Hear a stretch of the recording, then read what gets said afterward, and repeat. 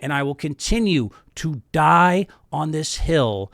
A kicker cost another team their season again. When are people going to understand the importance of the kicker? I don't get it. I have talked about it ad nauseum, and I'm going to talk about it one more effing time because it happened again. It makes me feel like you're not listening. Another NFL season, another playoff berth was decided by one kick. Ravens, Steelers, the kicker decided everything, and yet somehow y'all think it's expendable, and somehow y'all think they aren't important, and once again, I saw an entire franchise get changed. I watched a head coach get fired because of a kick that was missed. It was unfair to put it on. The poor kid was a rookie, and you shouldn't blame him. It wasn't his fault, but poor Tyler Loop, and I will continue to reiterate, it is not just that kick, but it's what we remember. But Ravens fans should know better than anybody. It's not just one play. It's not just Zay Flowers or Mark Andrews dropping balls or Loop missing kicks.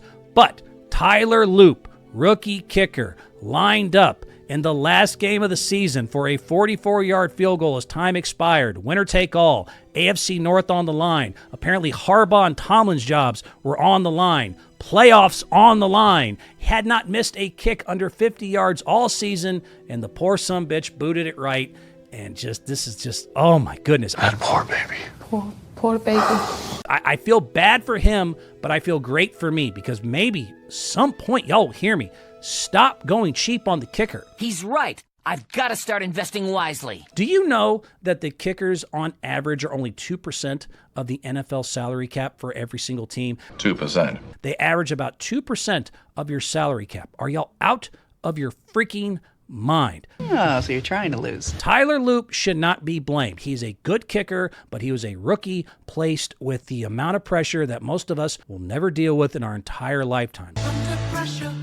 Those margins are brutal. That pressure is insane. And that stupid ball, y'all do not understand how hard it is. Try to go kick a ball, man. That ball does not want to go through the uprights. That's the last thing it wants to do. It is the hardest thing to do in sports, in my opinion, besides maybe hit a 350-yard drive or a 100-mile-an-hour fastball. And even then, you have multiple chances at it. Kicking a field goal is freaking hard and might be the hardest thing in sports. You're trying to kick an oblong-shaped, stupid leather, air-filled thing with unpredictable bounce and all sorts of weird spirals and spins going against significant wind resistance, having only one high-pressure attempt to get it right. You got 11 psychos all trying to run at you at the same time and block the kick. The immense mental stress, not to mention all the big players watching you on the sideline, not to mention all the fans in the stands, the millions at home. This is why a kicker is not just a kicker. When are y'all going to learn that you need to spend money and time and invest on this position? How many seasons do I have to watch come down to a final kick and everyone just kind of goes, and then talk about every goddamn thing else? Listen and learn. The kicker is the most important position, is at least top 5. This isn't a fluke. This happens all the time, and some of y'all still treat them like an afterthought, or it's just, a camp battle between two undrafted free agents. It's a cheap roster spot. It's insane. It's insane. Kickers throughout history continue to decide legacies, decide jobs, and decide franchises. Don't believe me? I'll give you 3 examples just for fun. What if Scott Norwood didn't go wide right? What if the Bills won that first Super Bowl? Remember Scott Norwood, wide right? That's a pretty famous one. Maybe Bills aren't 0-4 in Super Bowls. Maybe their entire franchise goes a different direction. What if Tom Brady didn't have Adam Vinatieri?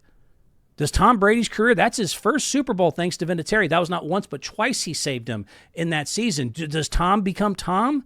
Do the Pats become the Pats? Do we even remember the Tuck rule? Tom Brady would kick your ass.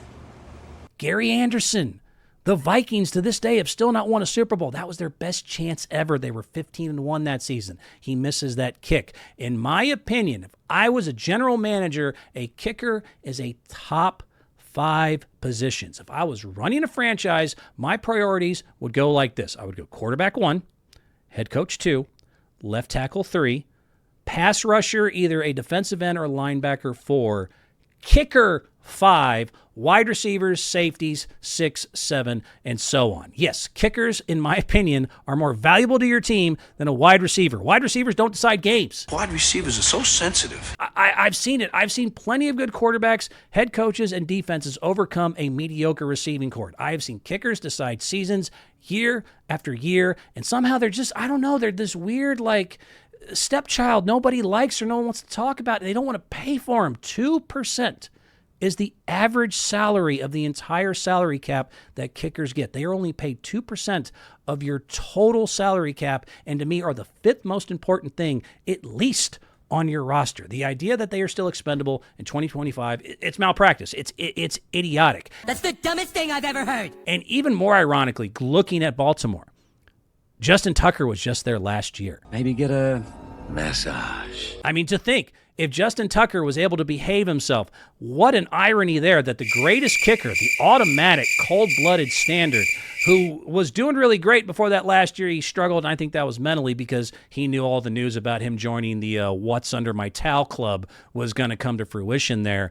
He's gone after years of solidifying that position for them, and the Ravens had to go to a rookie, and their entire season ended on that miss. The coach is gone, and y'all are...